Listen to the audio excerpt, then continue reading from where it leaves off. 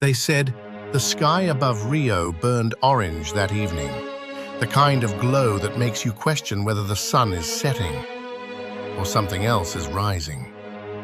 Up there, on a lonely hill called Morro de Vintém, two men lay side by side, their hands folded neatly, their faces covered by strange metallic masks, cold, expressionless, and hand-cut from sheets of lead. And beside them, a single note written in a hurried hand, 1630 be at the specified location, 1830 ingest capsules, after effect protect metals, await signal, mask. No one ever figured out what signal they were waiting for, or why they needed to shield their eyes from something no one else could see. The story you're about to hear is true, or at least as true as any unsolved mystery can be. It's a story of obsession, science, and the invisible line between faith and madness. This is the Lead Masks Mystery, Brazil, 1966.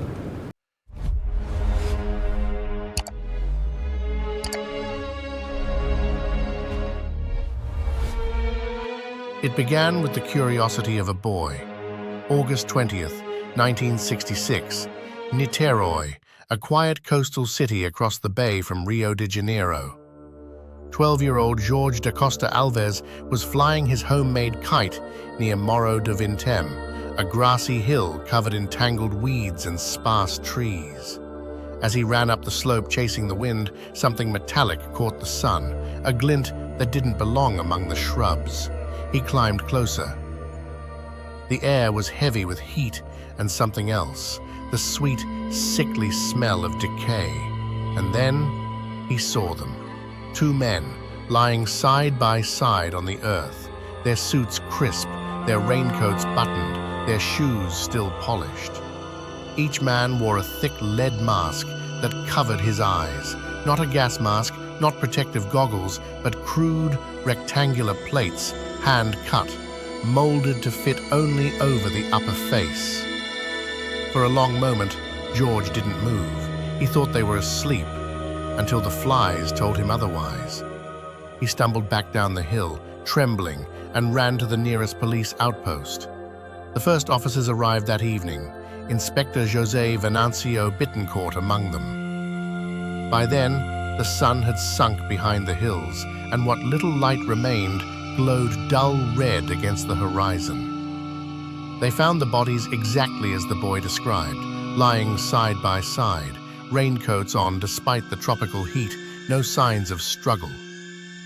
Between them lay an empty water bottle, 2 towels, and a small notebook.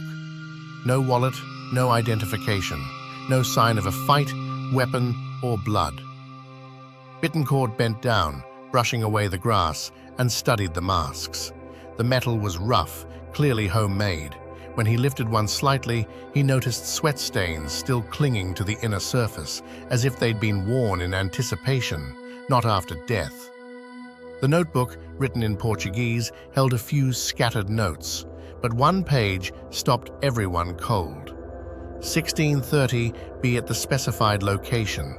1830, ingest capsules. After effect, protect metals. Await signal. Mask. The handwriting was careful but uneven, as if written in a hurry. Bittencourt whispered, "Protect metals? What metals? What signal?" The mystery deepened with every question. 2 days later, police identified the men. Manoel Pereira de Cruz, 32, and Miguel José Viana, 34, both electronics technicians from Campos dos Goitacazes, about 280 kilometers away. They were colleagues and close friends, men known for their technical skills, their calm manner, and their curiosity about electricity, physics, and something else, spiritual energy. According to their families, the two left Campos on August 17th, telling their wives they were going to Rio to buy equipment for their shop. They carried cash for the trip, about 2.3 million cruzeiros, and wore suits as if for business. But when police traced their movements, the trail grew strange. A waiter at a bar in Niteroi remembered them vividly. They ordered a bottle of water and 2 towels. Nothing more. No food. They seemed anxious. They checked their watches often. Then they left, heading toward Morro de Vintém, never to be seen alive again. I still remember opening those old photos from the 1966 police archive. The men's faces hidden behind lead masks. The notebook's faint ink lines slanted from humidity and sweat. I've seen many cases, suicides, murders, cult rituals, but something about this one felt different. Methodical, controlled, almost rehearsed. Why 2 technicians, men of logic and precision, would walk to a hill, take pills, and die side by side, with masks over their eyes? There was meaning here. I could feel it buried beneath the confusion. Experts examined the masks closely. They were cut from thin sheets of lead, the kind used to line electronics or shield against radiation. No straps, no hinges, just flat metal shaped to cover the upper half of the face, leaving mouth and nose exposed.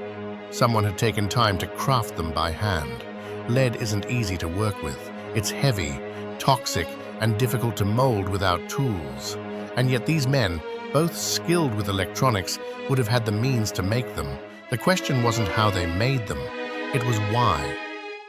The medical examiner noted no visible injuries, no bruises, no broken bones, no gunshots. Toxicology tests, however, came back inconclusive. Decomposition had advanced too far in the tropical heat. The only thing clear: they died at the same time, side by side. No alcohol, no defensive wounds, no sign of robbery. It looked like they had lain down voluntarily, calm, composed, waiting for something.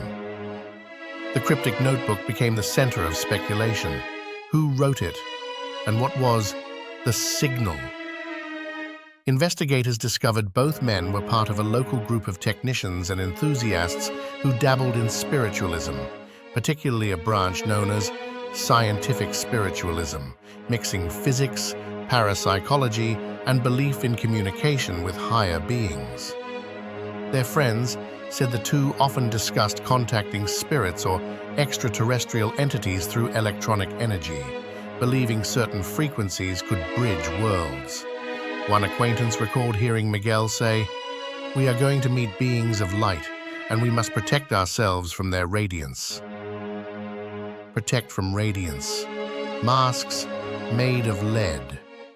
Suddenly the notebook's line, "Protect metals, await signal, mask," didn't sound random anymore. News of the discovery spread fast. Brazilian newspapers filled with headlines. Technicians found dead in strange masks. Were they victims of a science experiment or UFO contact? Neighbors claimed they'd seen strange lights over Morro de Vintém days before. Others whispered of cults, radiation experiments, and government cover-ups. The UFO theory quickly gained traction. The idea: Manoel and Miguel believed they'd been invited to witness a phenomenon, possibly through a psychic channel, a signal they'd receive at 1830. They were to take capsules to prepare the body, wear masks to shield their eyes, and await the blinding appearance of something divine or alien. But nothing appeared, except death. When police searched the site, the men's money was gone. The waiter from earlier said they'd paid for the towels and water with large bills. Yet no cash was found near the bodies. Robbery seemed possible, but then again, who kills 2 men by letting them swallow capsules and lie down voluntarily? Who carries away their cash yet leaves behind expensive watches, a notebook, and the eerie lead masks? It didn't fit. Investigator said, "When I walk through cases like this, I look for logic first. But the more I read, the less logical it became." The note was deliberate, the timing precise, the location remote yet chosen. They expected something at 6:30 p.m. A signal, radio, light, energy, a being. And then, silence. Whatever they waited for, it either never came or it came, and no one lived to describe it. Investigators later found that weeks before their deaths, Manoel and Miguel had tried similar experiments. Neighbors reported seeing them in a remote field at night, watching the sky, using homemade devices, and wearing, yes, lead masks. One night, a loud explosion was heard. The men returned shaken, saying the experiment had gone wrong. So when they left for Niterói on August 17th, carrying new masks and a note of instructions, perhaps they believed this time it would succeed. They would finally witness the signal. They just didn't know it would be their last. In death, they left behind more questions than answers. Two friends, bonded by curiosity, united by faith in something invisible. Were they victims of their own belief or pawns in a darker game? In the days after their discovery, reporters swarmed Morro de Vintém. Locals told stories of blue lights flickering above the hill, of strange men visiting the site at night, of whispers that the government knew more than they said. And then, quietly, the case was closed. Death by unknown causes. But the story didn't end there. Because months later, something else surfaced. A clue buried deep in a workshop 200 kilometers away that would reopen everything. If you want to know what the investigators uncovered next, don't miss Act 2, The Workshop of Secrets, dropping next week, same time. Subscribe and hit the notification bell so you don't miss the next act of the mystery.